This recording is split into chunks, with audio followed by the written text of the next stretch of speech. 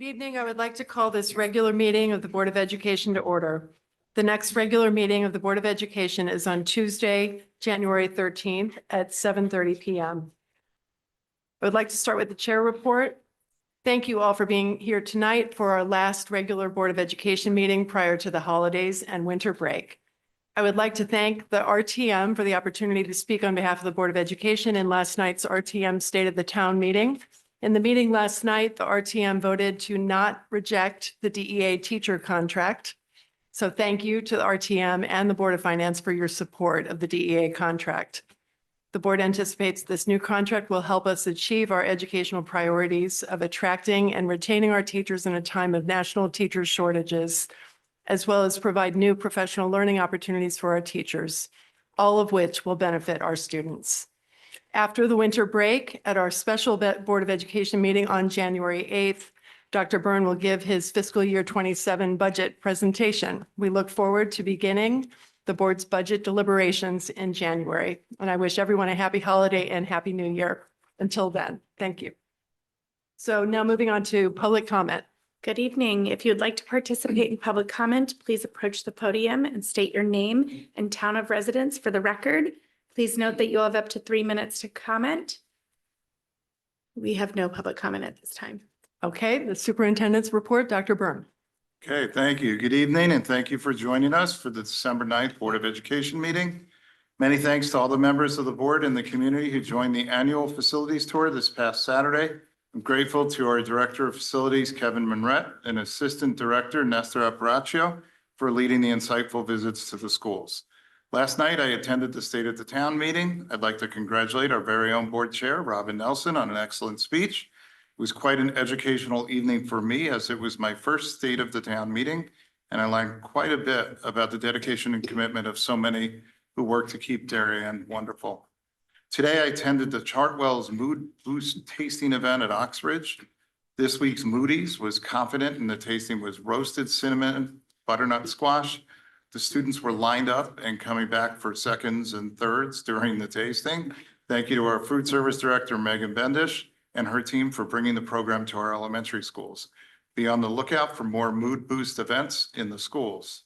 And congratulations to Darien High School students, Nick Steinka, Harrison Diltz, and Harry Palapanya for placing in the top 25 for the DECA International Stock Market Game in the North Atlantic region.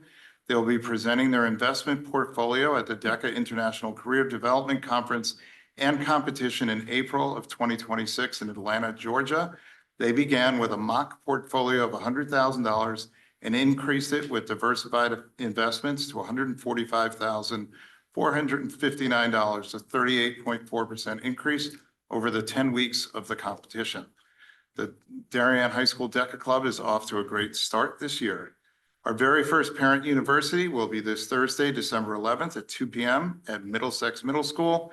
Join us to learn more about the science of reading and experience our K-3 literacy practices through fun, interactive learning sessions. And finally, I'd like to wish everyone a happy, healthy, and safe holiday season. That concludes my report for this evening. Thank you. We'll move on to our student representative reports, Ryan and Kylie. Yeah, as we move into the end of the year, our math and science honor societies, our outreach divisions in both of those will be traveling to the elementary and middle schools to conduct presentations and activities with many other students. And coming up next week on Tuesday, we have our new annual tradition, the Reindeer Games, where students and faculty compete in different events at the end of the school day, and a nice way to wind off the end of the 2025 year. Thank you. And just to add on, we have a unified sports basketball game Wednesday, December 17th at 3 p.m. and it's DHS versus New Canaan. And then that same day, we have the DHS Holiday Spectacular Concert. All musical ensembles will be performing, so make sure to go. Thank you, Kylie.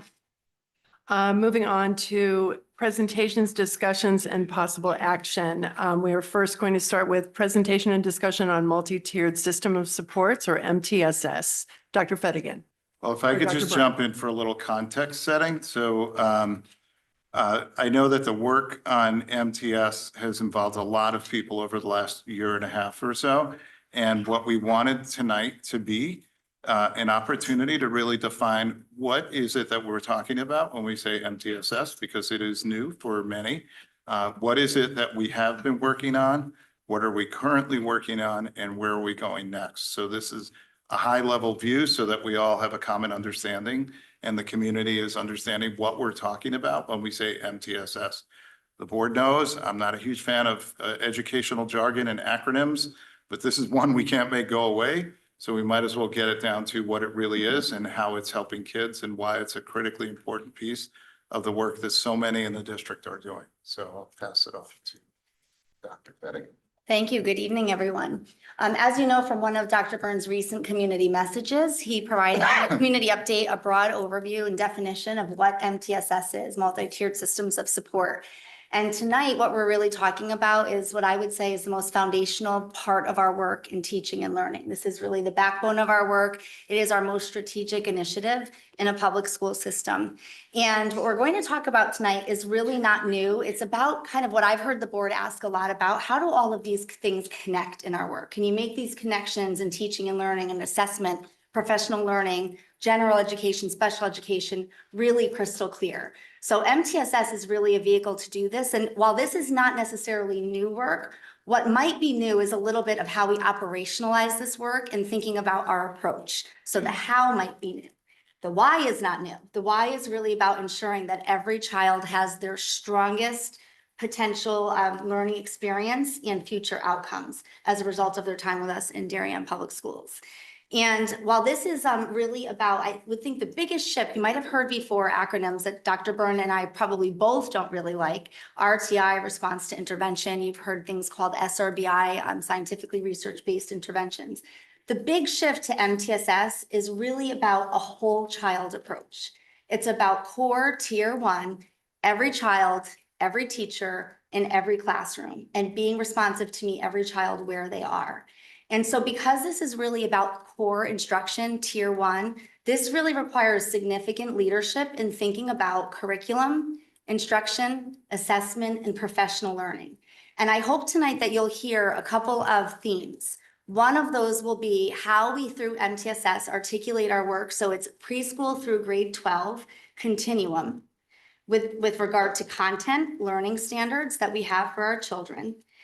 Thinking about, again, what is the continuum of experiences for our staff so that everybody really can see very clearly what happens within a department as children move up in their learning progressions through the grades. And the other really significant theme that I want you to hear is this is about becoming more efficient in our work. So that when children who are meant to be performing at grade level standard might be not yet at grade level standard or already beyond, how do we meet them where they are and not lose any time as they transition from teacher to teacher, grade to grade, level to level, elementary, middle to high. So those are really the two themes. It's about K-12 alignment and really tightening up the transitions within our work, so we can use our time really wisely with our students. The staff that we have here tonight, the panel, they have really critical leadership roles in this work because again, this is about tier 1 core instruction.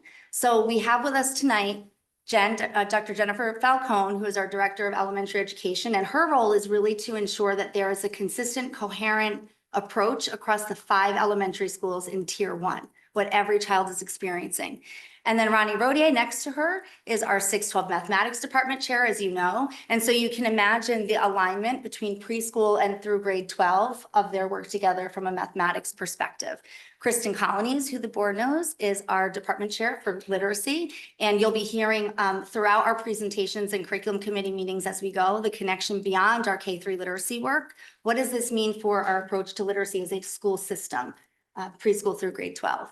And then we also have Dr. Scott McCarthy, who helps us to ensure that as we move through tiered instruction and we have a continuum from general education to special education, our assessment practices are on point, and that what children are experiencing in the core matches their interventions and their special education services. So tonight is really about process. So we want to kind of have you see not a finished finalized handbook. We want to talk to you about the process that we're engaged in and signal some things that you'll also hear about through the budget cycle with regard to assessments and different platforms and systems that we'll need to really support this work moving forward. And at this point tonight, I'm going to turn it over to the group who will provide a broad overview of what MTSS is. We want to make sure that everybody leaves here with a very clear understanding of that and that you understand the phases of our work that began last year and continue into the next 2 years ahead. And then we'll be happy to take questions after. So I'm going to turn it over to the group. All right, so most importantly, you see students are at the center of our MTSS processes, and that's something so critical to remember as we're considering all the pieces and parts of MTSS. This structure helps us to organize our practices, our data, our resources, so that every child gets what they need and is successful. This, in some cases, this is a little bit of a shift from SRBI or RTI. In many ways, that alluded to a lot of academic focus and students who maybe weren't meeting benchmark. Okay, thanks. This shift truly, is about all students. And so all of our students have learning goals. All of our students need to see growth, and that is critical in our MTSS processes. We have, if you look at our graphic there, we have effective use of data. And you'll see a lot of indicators going forward. We're going to be looking at data platforms to figure out how we can access data in a holistic way, looking at student social and personal learning behavior data along with our academic data, and have information easily accessible so that we can make informed decisions about our students. It's a layered support for both math, literacy, social and personal learning. As you know, in K3, we've already started with a shift to the inter-reading program. And we're also looking at systematic interventions. As you know, we've supported Orrin Gillingham training, which provides a systematic approach to research-based literacy instruction. Again, access to all means that we need to have a universal screener that captures kind of what our students need. So you'll see in future conversations, we're going to be exploring different universal assessments to make sure that we have the information we need to then diagnostically look into what our students need who are sitting in front of us. Most importantly, it's about making sure that our teachers, who are our number one priority, right? They are the people who make the greatest difference in each of our children's learning, that we can increase their professional capital. You've heard Eric talk about it, implementing a coaching program, some of these new coursework opportunities. We can use these opportunities to be very systematic in making sure that our teachers are as effective as possible for all of our learners. And of course, collaboration and shared responsibility is something we need processes to support all of the data analysis. And we've had PLCs in process here, but in some cases they've meant different things. And we're going to become a little more systematic about what is a professional learning community, what are some data protocols and processes, so that we can ensure that we truly are looking at all of our students to determine next steps in instruction. It's about continuous improvement for each of our learners. Before I pass it on, this is just a little quick overview of some guiding principles for MTSS. And I think between the last slide and what Amy has shared, this really highlights what's at the core of MTSS. It's for all students. All of our leadership is critical in supporting growth for every student. Scientific research-based core instruction and intervention is the foundation of this success. And we need to be responsive, basically, for our students, looking at data and making sure that we are looking at the growth for all learners. With that, I'm going to pass it on to my colleague. Thank you. We've organized our MTSS implementation into a 3-year phased plan, consistent with research showing that successful, sustainable MTSS systems typically take 2 to 4 years to build. So phase 1 was last year, phase 2 this year, phase 3 next year. Thanks. So our first year focused on building a strong foundation for MTSS. We established a district leadership team and engaged in professional learning to build a shared understanding of MTSS so it can be implemented thoughtfully and consistently across the district. We initiated a draft MTSS handbook with the purpose to provide guiding principles, tier definitions, decision-making processes, and expectations for support. We completed a district-wide MTSS self-assessment, reviewing consistency, strengths, and areas of need. Our self-assessment revealed several themes. We have opportunities to improve consistency around tiered instruction, intervention documentation, and referral pathways, as well as deepening staff understanding of universal screening and the MTSS process pre-K through 12. Specific areas for continued attention included strengthening early literacy supports and ensuring consistent implementation of social and personal learning interventions. And the staff also expressed the need for dedicated time for the data review that Jen mentioned, collaboration and professional learning. All of those are critical components of MTSS.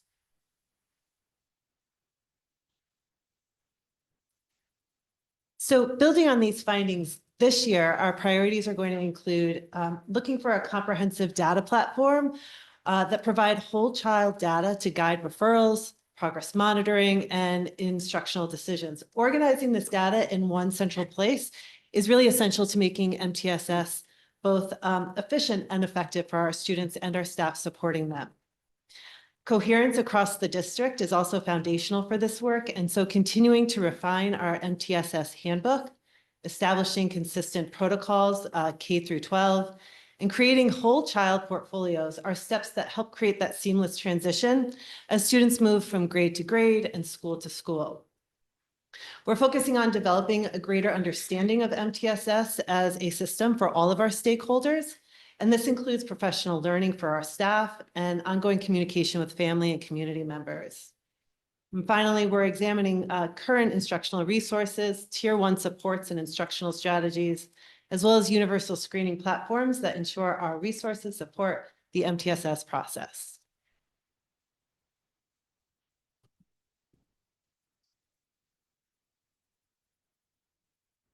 So during phase 3 of our implementation, which will be the 26-27 school year, we are hoping to be able to be implementing our full MTSS handbook to establish sort of an operational framework of expectations and roles and processes across the district. We also hope to be engaging in data analysis and review that includes a whole child approach with regular data analysis and cycles of reviewing that data.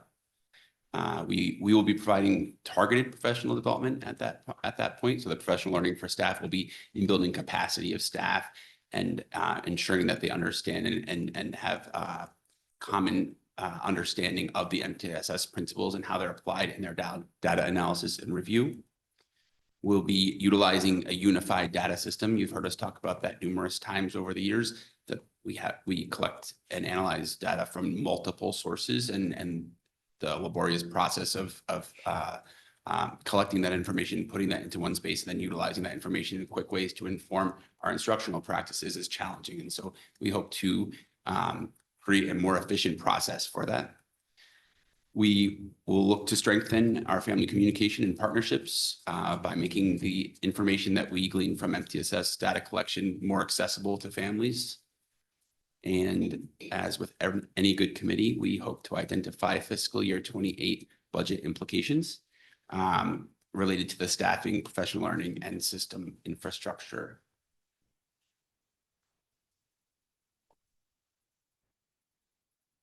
So sort of to tie this all up, in thinking about a model to think about how a ongoing process is analyzed and implements new practices, the Plan, Do, Study, Act, or PDSA model or cycle, which comes from the text Learning to Improve, is a nice way to think about how an MTSS committee implements work over time. So it's an iterative method for making change, studying its impact, and then scaling what's working.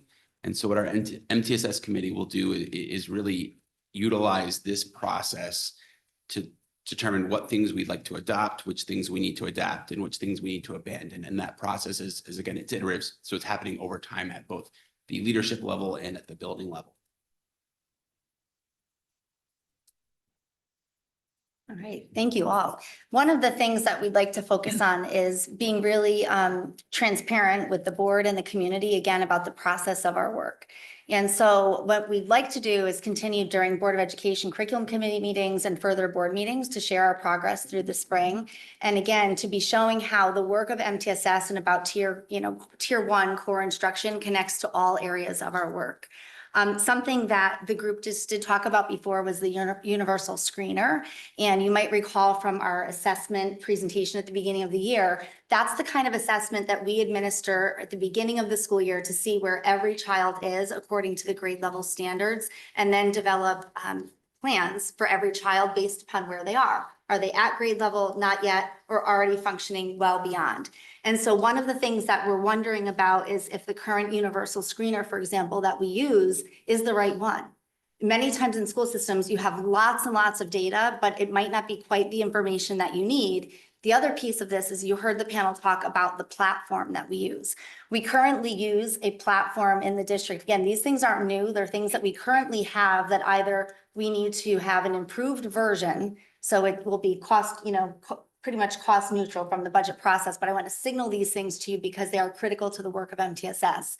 We do currently have a data platform that we use internally to progress monitor our students and their data points, for example, for literacy and mathematics, but it's not necessarily the most efficient tool, and it's not helping our staff to really give timely interventions the way that we think that they should be done so readily, and so that teachers can have their cognitive load focusing on planning and instructing. We want to make that part of our work more efficient.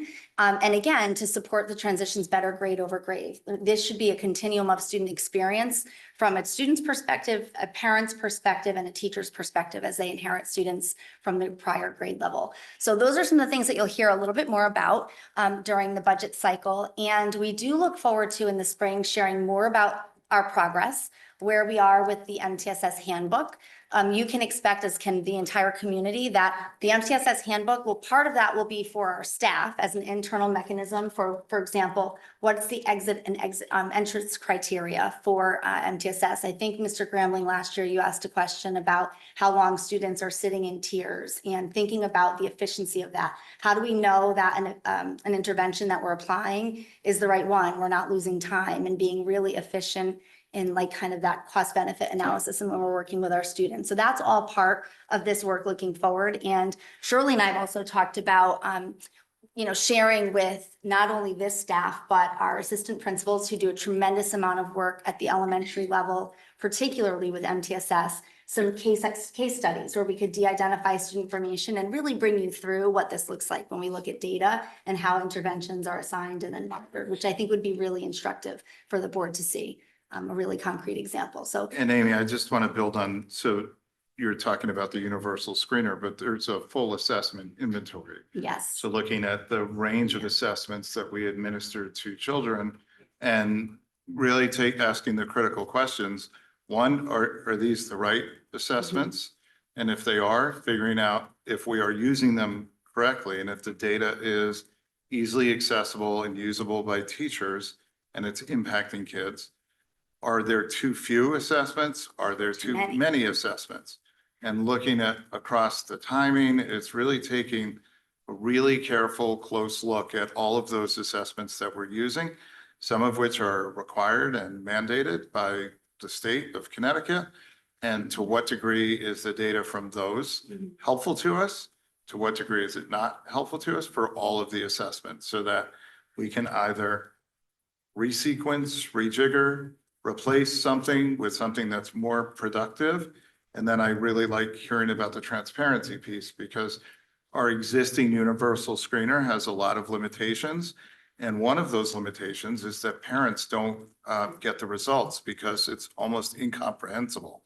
So our work forward, and I've said this before, our universal screeners, parents should be getting a report on that. So you know where your kid is doing.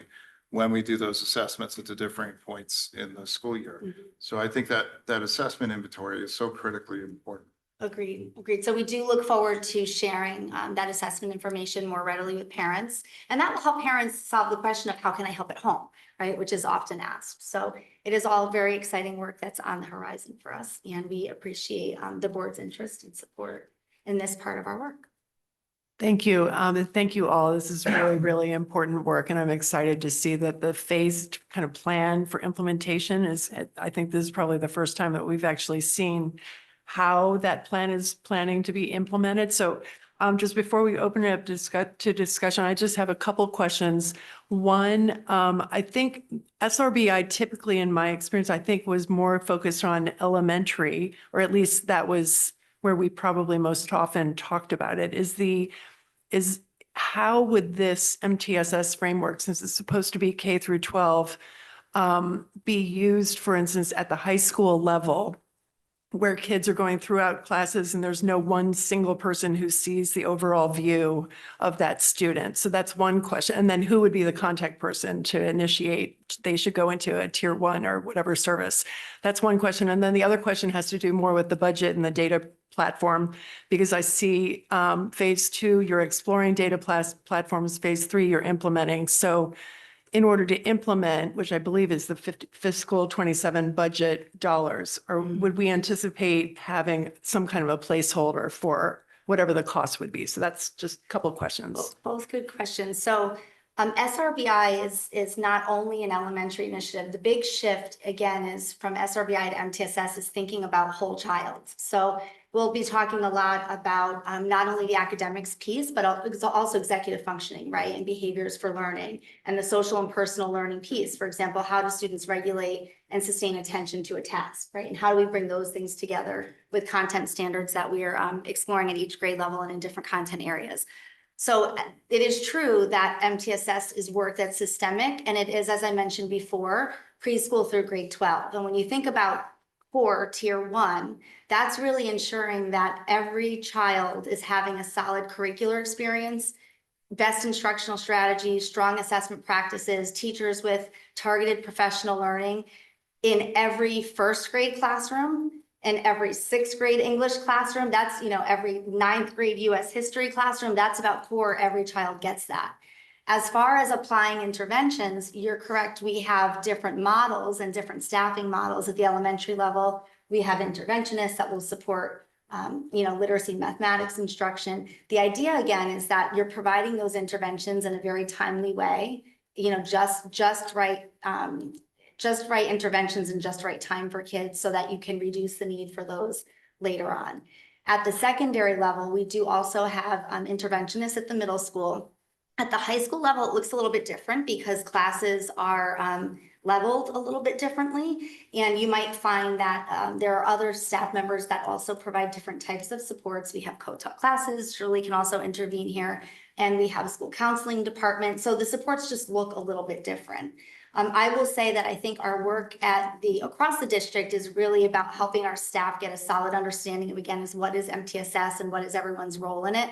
The work will take off at a different pace at the elementary level because the nature of elementary school is a little bit different. Yeah. Every child is there with one teacher throughout the day. One teacher has a smaller group of students. It's just a different model. But it is a preschool through grade 12 model at tier 1 and with the interventions for tier 2 and tier 3. And a big piece of it is having teams that know what the process is.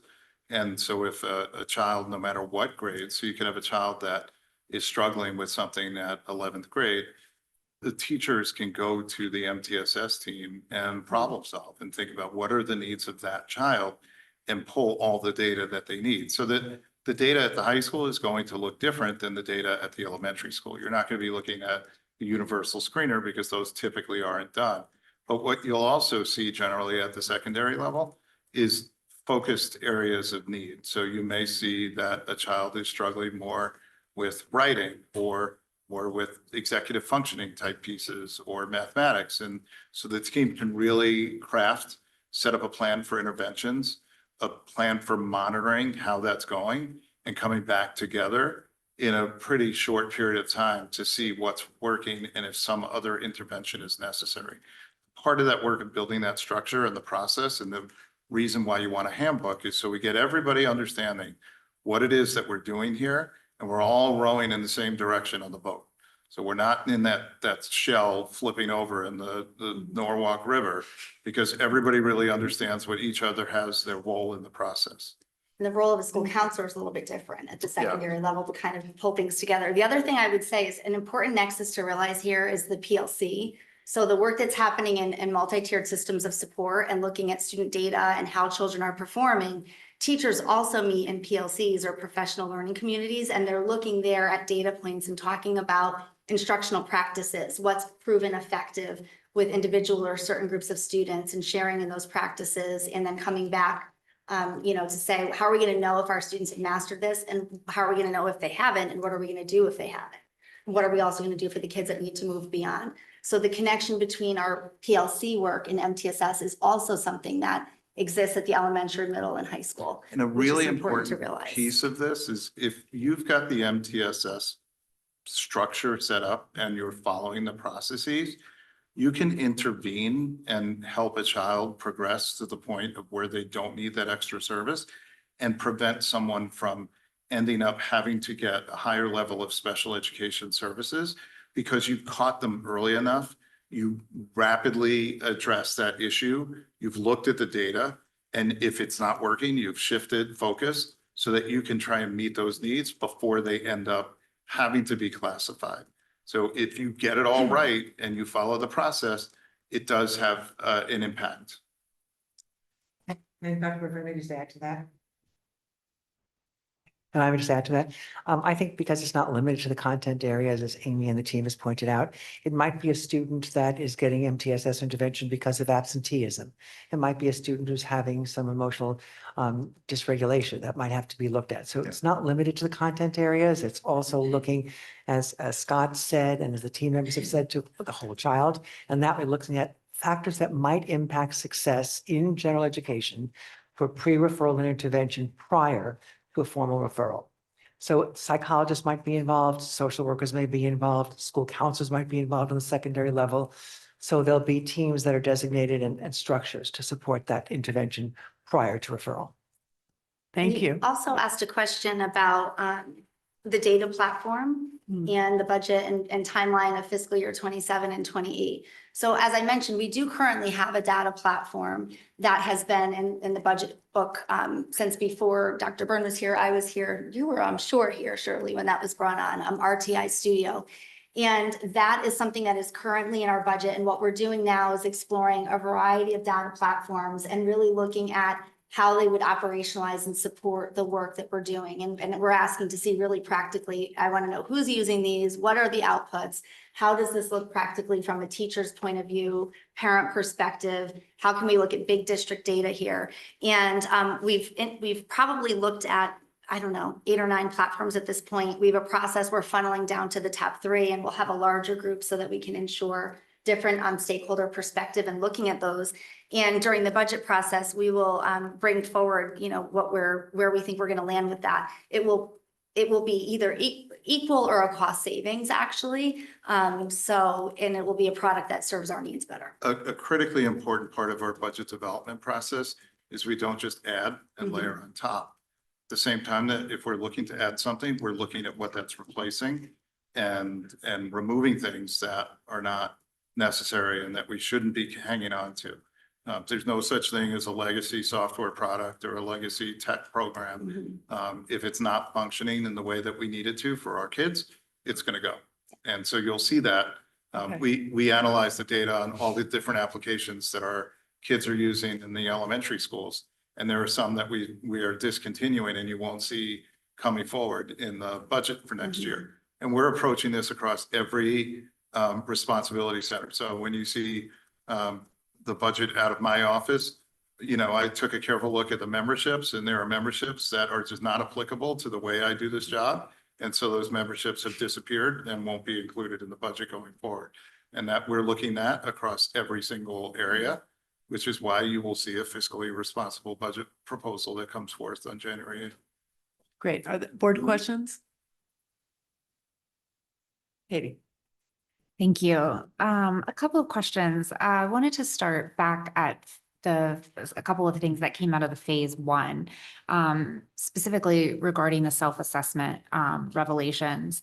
There was a bullet that mentioned that there's inconsistent practices in tiered instruction. Are those inconsistencies found by teacher, by content area, by school, by all of those? Yes. Okay. And that's very typical in every school system across the country. You know, we want to try to reduce the variability and actually maintain consistency across best practice. So that's a really critical part of this work. Consistency and alignment in instruction will be one of the hardest things that we do.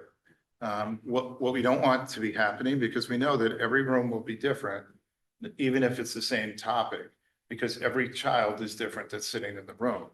But I should not, go from one third grade classroom in one corridor to another down the hall and feel like I'm in two different school systems or two different states. You should know you're in Darien and what we're focusing on and how we're doing it, but it's going to look different based on the needs of those kids sitting in front of the teacher. So that really isn't just about that's not really about just the interventions. That's really about like About our everything. entire curriculum and Our yes, entire the way very of being base. as a school system, Fantastic. communication, instruction, everything. Great. So then moving also to the revelation about the documentation. I'm curious about how that plan might develop. I didn't notice a specific bullet point about that in 2 and 3.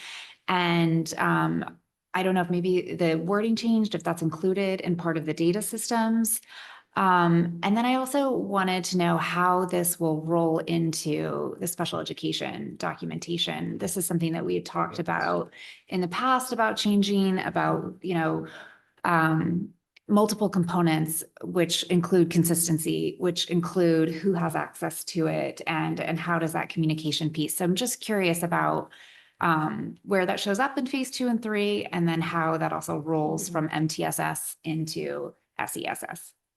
Well, great question. So one of actually my concerns with our current data platform is it's very clunky, cumbersome. It's not incredibly reliable. So I think we're losing important information year over year and from teacher to teacher as kids move through the system. So that kind of what I was speaking about before, that continuity of not only content, instruction, assessment, professional learning, but from a child's perspective and a child's performance year over year is part of this. So part of it is when we're thinking about developing our MTSS handbook, really being really crystal clear about what happens as far as process and protocol in each phase, so that families can expect what's happening for children in tier 1 supports when a child's receiving supports at tier 2, tier 3, and what that documentation looks like. So that will be established in the handbook. That's something that we're currently has been drafted. It is not in final draft form yet, as indicated by this year over year plan. That's something that our district level team is still working on. And then the other part of it is the virtual platform, so that we can have a record that follows a child year over year that families can see portions of to have access to. And again, that will help teachers move more efficiently with children as they're trying to make progress.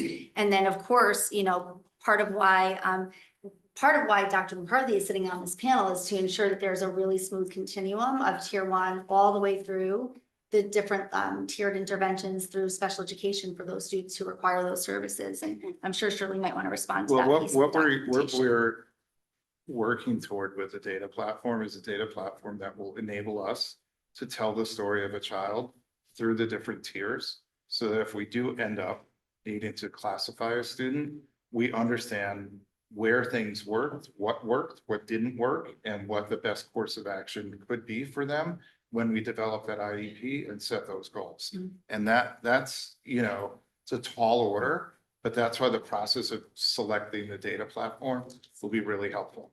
It needs to be accessible, it needs to be usable, and it needs to be something that can be understood by both teachers and families. I mean, that's part of the process. So this would really be something that is built out for every child. And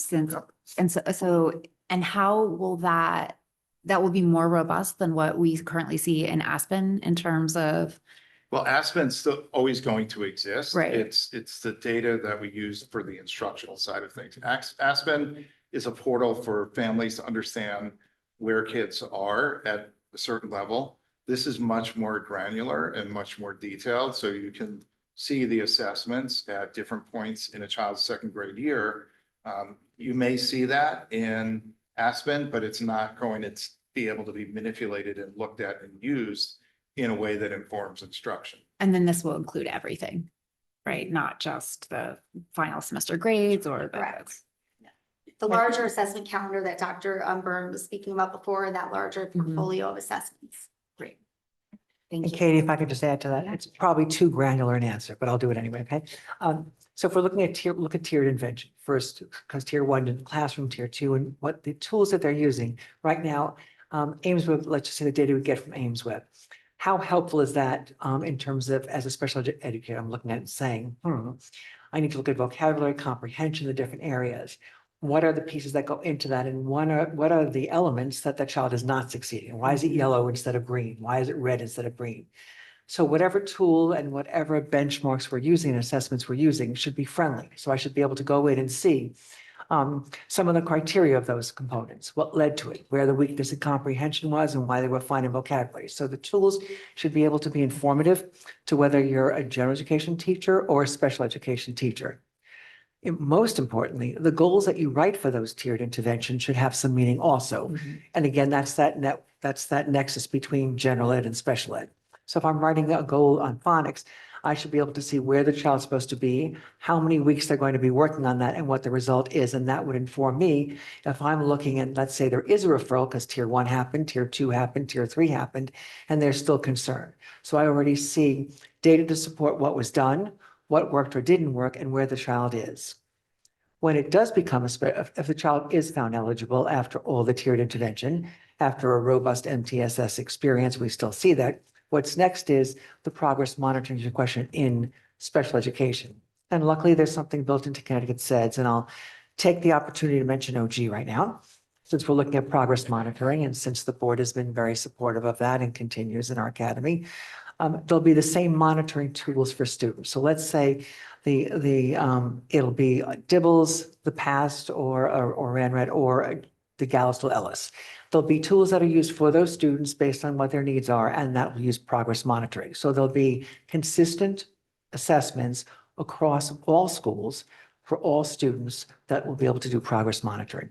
Thank you, Shirley. That was actually so helpful. If I can just summarize, what I'm hearing is that you'll really be able to dig in a lot deeper and in one place to really kind of filter out the information across different sections and to obviously ensure that consistency, but to really be able to get a better profile where there's integration. Because a lot of the things that you're talking about, I know that we have them in different places. Right, and they don't speak to each other. So we have an IEP, but we're filling that in by texting into a document, and it's not, and we have an Aimsweb, but that's completely separate and not shared. Okay, thank you. That's And really helpful. so what you anticipate should happen is that we shouldn't have any surprises with kids. Sometimes you will, It's a great theme. but for the most part, when you really set up the system well, you don't have too many surprises. Are there other board questions? Dennis? So I have similar questions to Katie of this inconsistent practices and what I also just heard is sounds counterintuitive to everything we've always talked about is that kids are kids and I'm feeling like the Mike Tyson quote comes into play here that everybody has a plan until you get hit in the face and it's you have this plan and the kids portray differently and so you have to implement different ways and so how do we determine inconsistent practices, social interventions are inconsistently implemented, referral pathways may differ by school or by teacher. How do we know what is the right way to do it? And how do we also follow through that it's consistently being done what we consider the right way in the future? That's a great question. So I love the Mike Tyson analogy. The research tells us, by using reputable research to determine what the right practices are, and engaging with experts that can help support us in that, that's an important piece of it. So understanding what generally accepted practices based on scientific research, that's a big first step. So we're not going by what a publisher says, we're going what the research says is the right way to go about doing it, which is a challenge in education because you can go onto product platforms and websites for stuff and they say, oh, MTSS approved or this, publishers are great at sticking labels on things that aren't exactly true. But part of our job is to really look at the research behind those things and make sure that that's the case. The professional development piece that Amy spoke of earlier, ensuring that our teachers have the knowledge and skill to implement those practices, that's incredibly important because we know we're all half-baked when we come out of graduate school. So, there's only so much they teach us, but as a system, we have to have the structures in place to really develop the skill and the knowledge in our teachers so that we, as the administrative team and the curriculum leaders and the folks that are sitting around this table are on top of the practices to make sure that those are the most effective practices for our kids. Then you get punched in the mouth, and that's the data collection and the progress monitoring. So the piece that's really important to put out there is we're not looking at McDonald's. We're looking at quite the opposite because we have to be able to pivot, but we have to be able to pivot with the individual child based on how they're progressing. So collecting that information as we're teaching, because when you're sitting and our best reading teachers will be sitting and working with a child, and in that session when they're working with a child, that is also an incredibly powerful time to gather data to know whether or not what you're doing is effective with the child. So when they're reading aloud, that's an assessment for you to know what you need to do in the next session with them. And this will enable us to be more consistent in that work. And when we identify that there are folks who need more support to improve their practices, improve their skills, improve their knowledge, that's why we're committing to things like the OG Academy that Shirley and Amy have been leading that work with across the year. Because we know that research has changed. Nobody was talking about the science of reading 15 years ago. That's really recent research that's come out of incredible work at places like Yale and the Haskins Lab and the brain research that is telling a story about what kids need when they have language-based disabilities or at risk of language-based disabilities. So this is enabling us to not lose kids. If we stay true to the process and we give our teachers what they need and they have the tools to be able to monitor how kids are progressing. And I think if I could add one other important component is the level of system work. And I think Katie was speaking to this before about the general education and special education continuum and the level of communication and collaboration that needs to happen. Because this is whole child, it requires a lot of communication across stakeholders within the school setting and a lot of partnership with our students' families. So that'll be another indicator of our success, the communication with students' families beyond the school day. Greg. The great presentation. Thank you. Maybe piggybacking quickly on that. I assume that also it means like, as you're populating the data set, you can improve upon the data set. Like you can look at the trends and you can keep track of that and then improve upon it. Yeah, because you and could keep look at fostering. the trends across a grade level or across the system. Right. And I know that was a big conversation with the self-study, that there were certain points where we identified what's going on here, and particularly in second and third grade. Yeah. This will enable us to do much more granular analysis and looking for trends across levels, across grades, across schools, and see, is there something we need to dig into? Yeah. And then my question was around the establishment of the standards that we're going to be setting for the kids. I really like in the presentation how it's focused on each of the individual students. So, different students have different strengths and weaknesses. Some students are really good at math, but they're not as good at English or writing or whatever it is. So is this tool intended on just being utilized for kids who need extra help in certain areas?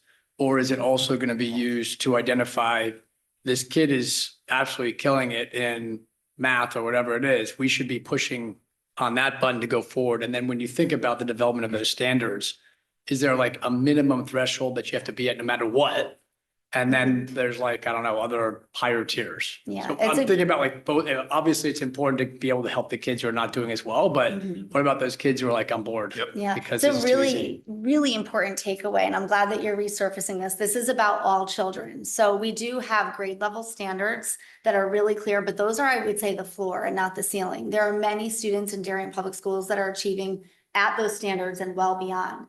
So part of this is making sure that we're meeting every child where they are. And as far as providing interventions, that also means extensions for children's learning opportunities. And to Dr. Burns' point about looking at big system data, whether it's again across classrooms, across schools, or across the district, across levels, that also helps us decide where do we need to intervene as far as professional learning and growing capacities of our educators in district. So it's about every child and every educator. And we have structures in place, like in the elementary school schedule, you have a win period that exists in all of the grade levels. That's the time when you can deliver that. So if there are kids that need more challenge, you have that built-in time into the schedule when you can do that through the classroom instruction, and it's small group based. And whether it's a provider's coming in and working with kids, or they're going out and going to somewhere else, that's a really important structure that a lot of systems don't have. We're starting with that in place, so that's going to be really helpful. We'll become better at using that to meet more kids' needs over time as we have this better data.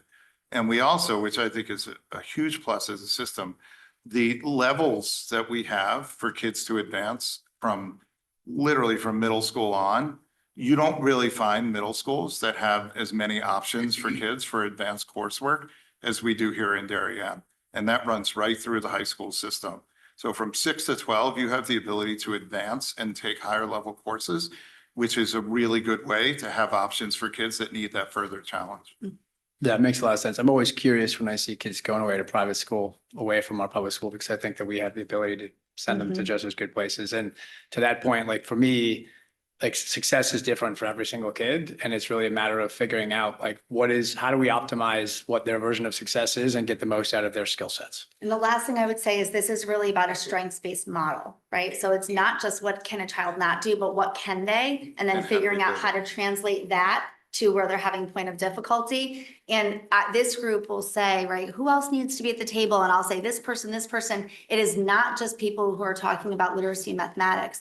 You can take a student who might seemingly be struggling with some mathematics concepts, and they're a rock star in a music setting, and they can understand mathematics from a musical mindset. And so that is indicative of maybe an entry point of how to get that to a child, right? When you think about the connection between math and music. So that's all a part of this. The one thing I wanted to add was just to share that, kind of addressing all of your questions that you've asked so far, in phase 2 this year, we have a pretty large amount of stakeholders that have been reviewing these platforms. And I can tell you that we're excited about how to see all that data. I mean, mathematically, I'm super excited, but there's real depth behind the data that addresses a lot of the questions that you're asking. And we're really doing a deep dive, and we've already reviewed quite a few. So it's exciting wherever we land. But I really feel that a lot of the inconsistency in that bullet that you're bringing up really was just about the procedures that we have in place that right now are different based on the levels of the schools. It wasn't much deeper than that. So I just wanted to clarify that. Joanna. This framework, you said several times, will take a lot of professional development to implement. And we already have our teachers doing a lot of professional development in a lot of different areas. So I'm wondering where you see the capacity is to have these teachers do this learning and keeping them in the classroom at the same time. I think that's a great question. I'm going to ask my colleagues to help with this, but when we're looking at everything that we do. So is the professional development work that we're doing for teachers, giving them what they need to be successful with their kids. So are there things we're involved in now that we shouldn't be going forward? Those are questions that we're asking now and that we're asking as part of this process. And there are things that we're doing that make total sense for this kind of work. So it's really looking carefully at what we're currently doing. And again, just like the assessments are the things that should go, things that should stay. You look at things like the OG Academy, expanding that to more general education teachers, as is the plan for next year. Those are really important pieces that are going to help our teachers be more successful in this work. We are very mindful of initiative overload and capacity. And that's our job, is to clear the decks so that what we are focusing on is the most important work that's going to have the most important impact. And what I would add is, because this is about tier core one, or I should say tier one core instruction, this isn't about something new and a new initiative and new learning. It's about being really targeted and focused and intentional with the content area support and professional learning that we currently have in place. And I think it's also about making our professional learning more coherent. So Dr. Byrne has talked about the potential of instructional coaching in a system. That's really an investment in tier one. That's really an investment in tier one, and that does not require taking teachers out of classroom. That's embedded into grade support. I think being very mindful about, for example, grade level meetings that we have already embedded in the schedule, and how we use those to leverage as professional learning opportunities, PLCs. So we're not necessarily talking about different time. Again, it's kind of in my opening remarks, I talked about the why is very clear. It's every kid, every teacher, meeting them where they are. The how is maybe a little bit new. It's about being really intentional and explicit. Other questions, Dennis? Kind of building on Joanna's point, like, I think this to me is blocking and tackling, right? If we don't get this right, doesn't matter how great with the play design we have. So I'm sorry, sports analogies today, but no matter how great our play design is and how innovative our defense is, if we can't tackle and block, we can't teach our kids. So to me, and Dr. Fettigan, you mentioned, you're bringing in programs which, maybe cost neutral or cost negative.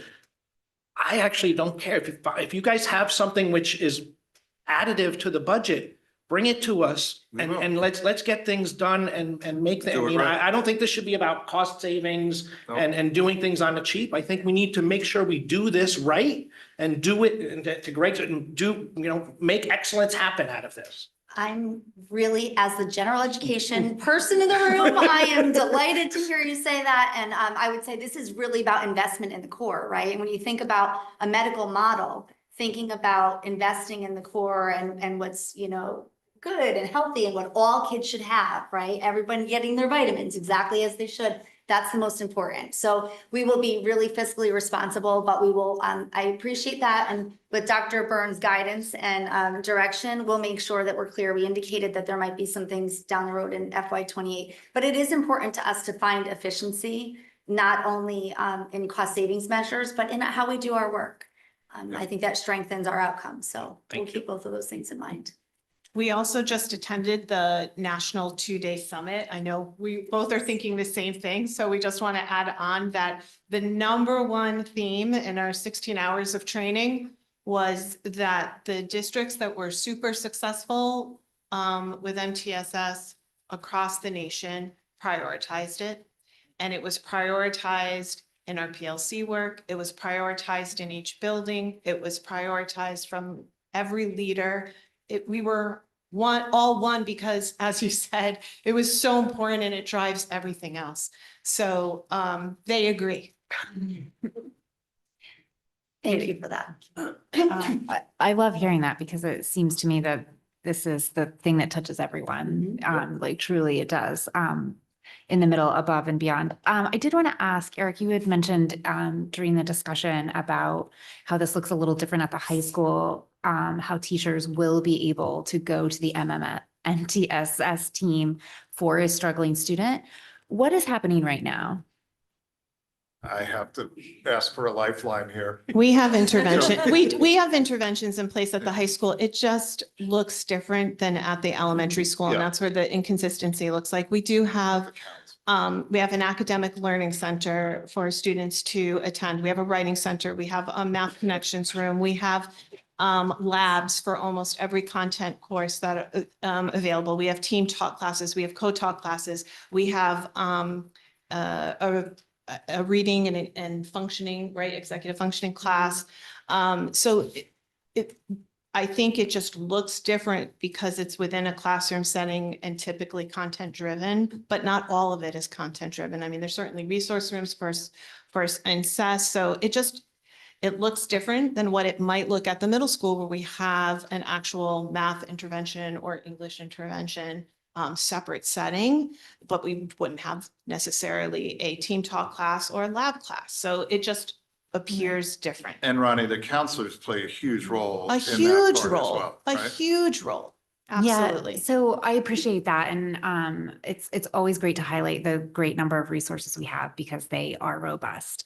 I guess part of my concern, and this is maybe more just something for everyone to kind of keep in mind as we go forward, as opposed to a question for tonight, is that those resources that you're talking about typically happen when there has been an identification. And what I have noticed, admittedly, anecdotally, but with like a very large sample size, that there are students in the high school who are getting below expected grades in a certain class, and there's not that kind of flag. And it seems like this could help quite a bit in pulling together, why is this student having a problem? What are certain strengths that might help them lead? But I just want to make sure that as we're designing the system and implementing it, that we're looking for ways to make sure that we're not missing kids, even at the high school level. Because, you might be performing well and above in elementary school, and then you get into those level classes. And, I think it's a real shame for a student to, and especially a family, to suddenly be surprised that a student has a D in a Q1 honors level. Like if we have a student who has like qualified and gotten into an honors classroom, some alarm needs to go off when there's, a low grade like that. Honestly, any student that's getting Ds at DHS should flag alarms. So I just want to mention that as something for us to try to connect. And I think that speaks to really the idea and notion of improved communication across the board, and that is tier one, right? That's so I think about the role of a school counselor in that kind of discussion beyond the classroom teacher. And beyond this group, we also, we have a little bit more of a broad district leadership team that has representation from the elementary, middle, and high school buildings. So when we think about practical application of what does this look like in a high school setting, pre-referral and what are those systems, we have staff that are working internally now to build those things, and that will be a part of our MTSS handbook and the systems that we share with the board in a future presentation. And that's the structure building. That's the foundational piece. And I just want to follow on Katie's point, because I think the supports, Ronnie, that you're mentioning that are at the high school, like the writing center, the learning center, like all of these centers and resources, some kids might not, because this requires that the child actually decides to go and use those resources, which many times does not necessarily happen. And this also gets to the issue of executive function, and some kids just don't. And we have a lot of high school students right now that in middle school were in COVID the entire time that they were in middle school, where they didn't necessarily get some of the kind of executive function and kind of in-class skills that other children have had. So in order for them to actually be able to function effectively in these higher level courses, I would imagine that as part of this, hopefully we would be doing something that would allow that kind of for the teacher to notice that those kinds of situations might be happening. And that's a very, very difficult thing, I think, for a classroom teacher who's trying to cover a lot of curriculum, to notice that certain students just seem to be completely disorganized or can't do very basic things, and so how would we manage that? I guess that's more of my question about for success of every child. So again, I think that's building systems. And one important message that I hope the staff hears from me and my colleagues in the room is that even at the high school level, in a very robust competitive classroom, it's not about covering the curriculum. It's about teaching children the standards and the expectations within that content. Because if we're only teaching the curriculum, we're missing the most important part of that recipe, and that's the child, right? And what they're going to take out of it. So that's, I think, one of the first most important messages. And then again, teaching and learning is so complicated because it's dynamic and it's not isolated practice. So we have to ensure that classroom teachers are working with school counselors, are working with, grade level administrators, are working with grade, content area teachers, are working with interventionists. It really has to be a coordinated team effort where there's strong communication and collaboration so that those things are noticed and picked up on. And so that, again, a child's strengths are noticed so that those can be used as an asset to build upon their continued success. So that's part of it. But these are all Building great those points for systems. us to build into the work. Can I just add to that too? Traditionally, if you look across the research and if you talk to any counterpart in any of their district, the high school is always the hardest space to talk about MTSS because you have the scheduling beast and the credits that can conflict with providing intervention. But when we really think about MTSS and like the core tenets of MTSS, we're thinking about the core curriculum. And then we're also talking about the intervention. So I think what we're referencing right now are really those tier 2 and tier 3 interventions and how do students get there. And at the high school, there's two structures. There's the student assistance team, the SAT, and then the student intervention team. And those two structures and the representation that come from the high school to our team are also part of the MTSS process and revision cycle of thinking about how do students get brought to the SAT or SIT process and what are those interventions and how do we think about them from a whole child approach. So they're certainly part of this cycle as well. And I think thinking about how are these things getting communicated when a student isn't doing well in a class, because yes, that's also a part of the core and the tier 1, but then thinking about, well, what does an intervention look like if you're in a class that doesn't have a team talk class at the same time? How do we provide intervention to you? So it's more complicated. And so it requires a larger team process. And we're certainly thinking about that because it's important for that work to align to the work that's happening in K-8. Thank you. Are there other board questions? Joanna? You talked a lot about a universal screener. But when you're thinking about the tier 1 work, especially and in the secondary level, what have you thought about bringing more in as far as like UDL work? So that is actually one of the things, you have the clicker. If you look at on the graphic of what is MTSS, this is really about, an excellent point, is about universal access. So universal screener is for all children. We take that measure where all children are. Universal design for learning is actually part and parcel of how we develop our curriculum. So when we think about that, we have general education teachers and special education teachers working together to develop the curriculum, to think about instructional strategies that will meet the needs of all children, to think about how we will know if all children are making gains and progress, how all children are having opportunities to demonstrate their learning. So that's built into this with regard to curriculum, how curriculum is developed, the instructional strategies we use, and how we measure student learning through assessment. And Amy, UDL is part of the curriculum mapping project through EduPlanet, correct? It's part of stage 1. It's how we address that. Part of stage 2, again, with how we assess students, and then part of stage 3, individual, kind of more like classroom practice lessons. So it's built into tier 1. Katie? I promise to keep this brief. We all know I could talk about it all night. I just wanted to say, as I was listening to Amy talk about this, I do think it's really important, especially as we're talking about MTSS and how this applies to every student and those interventions, with the goal that they head off a need for a special education service. And that I would really love to see us think about how we communicate with staff and with families, not just about making progress, but about closing the gap. Right? When we identify that someone is not where they need to be, not just noticing that they're making progress and getting better, but how they close that gap from the deficit to where their peers have continued to grow. Both of those things are true. Other board questions? Dennis? This one has been gnawing at me, and I'm maybe going into the weeds here or too detailed, but in your self-assessment, high referral and identification rates in early grades may indicate early literacy support needs strengthening, and you mentioned into reading. Are we confident that into reading will solve all of our deficits and supports that need strengthening? 100% no. I do believe the same answer. I'm going to be honest. No, but that's No my- program is going to solve any problem. We have What's the same going to answer, solve that's problems are teacher skill and high quality literacy practices. You can take any program and swap it out But if the teachers don't have the skill and don't have the embedded high-quality literacy practices, the program will be inconsequential. Okay, perfect. Thank Because Mm-hmm. you. the standards. Other board questions?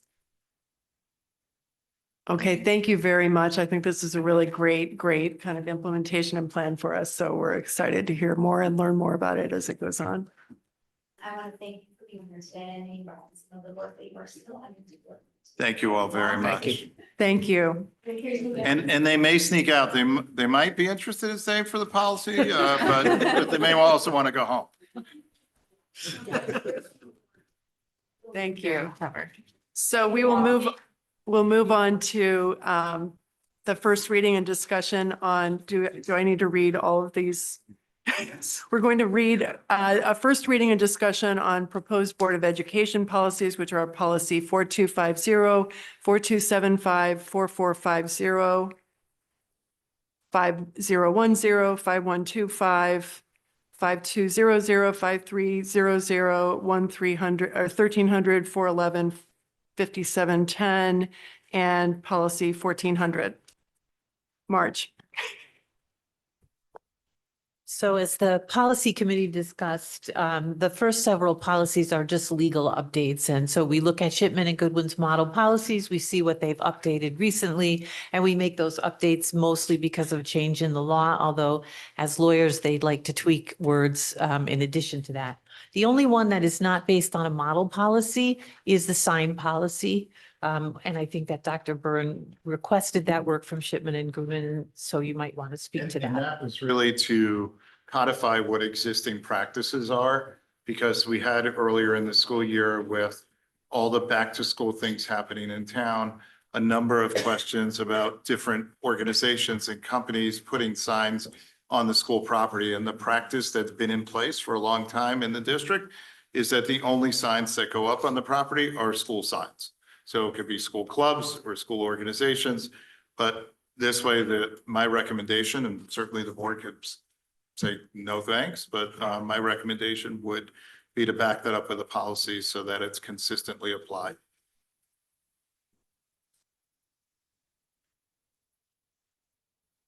Are there any board questions on the policies?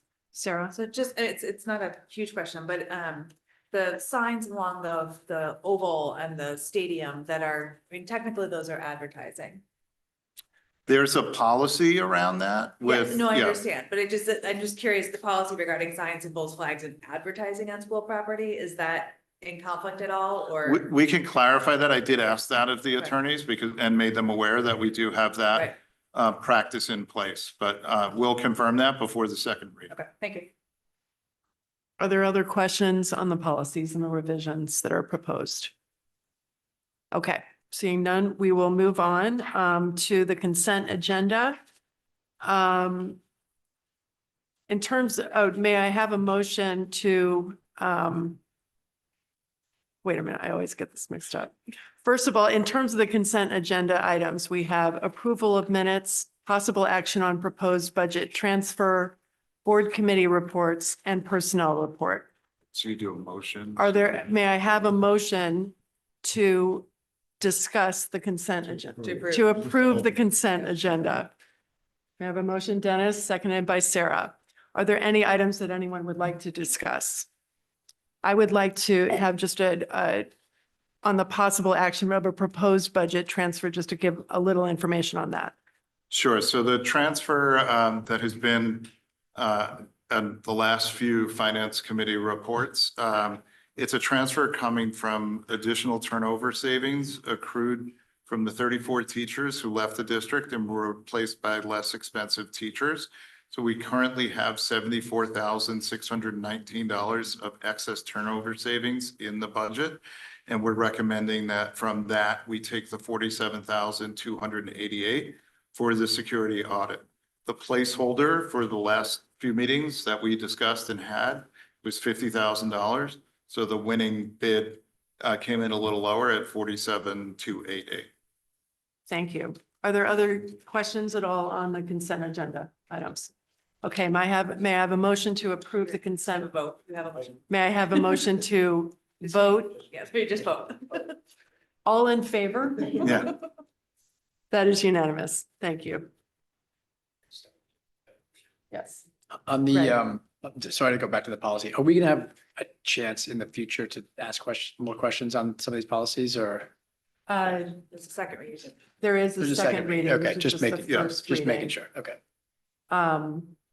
Okay, so I believe we do not have any follow-up action items. Is there public comment? Good evening. If you would like to participate in public comment, please approach the podium and state your name and town of residence. Please note that you'll have up to 3 minutes to comment. We have no public comment at this time. Okay, may I have a motion to adjourn? Sarah, seconded by Dennis, all in favor?